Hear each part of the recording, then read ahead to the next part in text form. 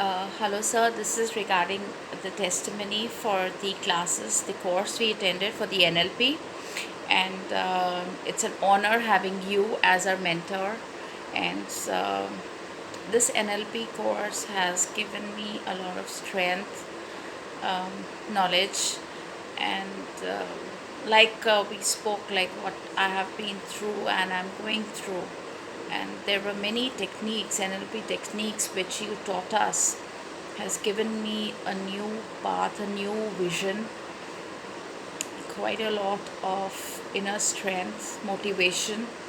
And there are things which we have been doing throughout our lives without knowing.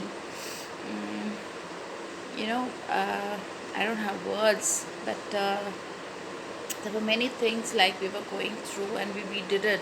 But now during this course we came to know, like, there were basically the NLP techniques and how they are supposed to be taken care of in the right direction, especially the anchor.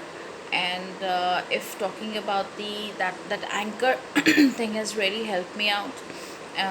Secondly, the most important thing which helped me was you know um, the phobia thing. Like that day I said I have no phobia, no fear, because I'm a swimmer. I don't have phobia, fears for heights and water.